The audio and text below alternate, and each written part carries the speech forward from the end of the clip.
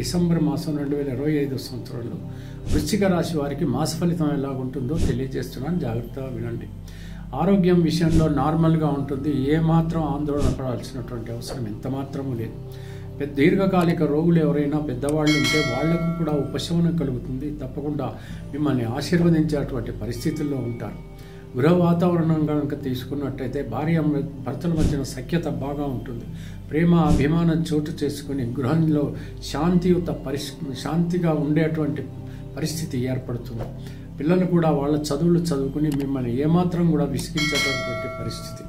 ఇకపోతే వివాహం కానటువంటి వాళ్ళు సత్వరం మీ ప్రయత్నాలు ప్రారంభించండి. మీకు కావలసినటువంటి సంబంధాలు దొరకటం, త్వరితగతిన వివాహాలు జరగటం కూడా జరుగుతుంది.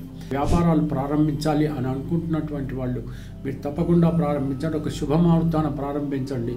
అద్భుతమైనటువంటి రీతిలో మీరు మీ యొక్క వ్యాపారాన్ని పెంపొందించే అవకాశాలు ఖచ్చితంగా ఉంటాయి. ఇకపోతే ప్రేమికులకు మాత్రం ఇది అద్భుతమైనటువంటి మాసంగా మనం పరిగణించవచ్చు. ఉద్యోగస్తులు ఎవరైతే ప్రభుత్వ రంగంలో కానీ ప్రైవేట్ రంగంలో కానీ ఉద్యోగస్తులు ఎవరైతే ఉంటారో తప్పకుండా మీ సబార్డినేట్స్ మీకు అనుకూలంగా ఉంటారు. మీ సుపీరియర్స్ కూడా మీ పనితనాన్ని మెచ్చుకునేటువంటి పరిస్థితులు ఉంటాయి. ఇంక్రిమెంట్స్ కానీ లేకపోతే ఏదైనా ప్రమోషన్స్ కూడా దొరికేటువంటి అవకాశాలు కనపడుతున్నాయి. వ్యాపారస్తులకి అద్భుతమైనటువంటి లాభాలు సంపాదించేటువంటి ఈ మాసాన్ని మీరు ఎంజాయ్ చేస్తారు. ప్రొఫెషనల్ రంగంలో ఉన్నటువంటి వాళ్ళు కూడా హ్యాపీగా గడిపేటువంటి పరిస్థితులు, మిమ్మల్ని తప్పకుండా మీ యొక్క క్లయింట్స్ అభినందించేటువంటి పరిస్థితులు ఏర్పడతాయి. ఆర్థిక సౌలభ్యం కూడా బాగానే కలుగుతుంది.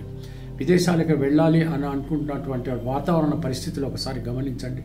మీకు అర్హత ఉండవచ్చు, యోగ్యత కూడా ఉండవచ్చు. అయితే మాత్రం వాతావరణ పరిస్థితులు బాగుంటేనే మాత్రం ఆ ప్రయత్నాలు చేయాలి. దూర ప్రయాణాలు చేస్తున్నప్పుడు కొంచెం కళ్ళ విషయంలో జాగ్రత్తగా ఉండండి. అనవసరంగా గాయాలు తగిలి బాధపడేటువంటి పరిస్థితి రాకుండా చూసుకోండి. అది తీర్థయాత్రలకైనా పర్వాలేదు, ఉద్యోగం కోసమైనా పర్వాలేదు, వ్యాపారం కోసమైనా పర్వాలేదు, లేకపోతే మరే దానికైనాప్పటికీ కూడా విహారయాత్రకైనా పర్వాలేదు. మీ ప్రజెన్స్ ఆఫ్ మైండ్తో ఉండటం అనేది చాలా అవసరమైనటువంటి విషయం తెలుసుకోండి.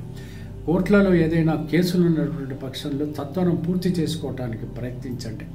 ఇకపోతే మరో విషయం ఏంటంటే ప్రతిరోజు కూడా తూచా తప్పకుండా సుబ్రహ్మణ్య స్వామిని అష్టోత్తరంతో చదువుతూ హనుమాన్ చాలీసా కూడా వినడమో చదవడం మాత్రం ప్రతిరోజు ప్రొద్దుట్టే స్నానాదులు ముగించుకున్న తర్వాత చేసినట్టయితే తప్పకుండా విజయం అనేటువంటిది మీకు సంప్రాప్తిస్తుంది. అహర్నిశలు కూడా ప్రజెన్స్ ఆఫ్ మైండ్తో ఉండటం అనేటువంటి చాలా ముఖ్యం ఈ మాసం అంతా కూడా.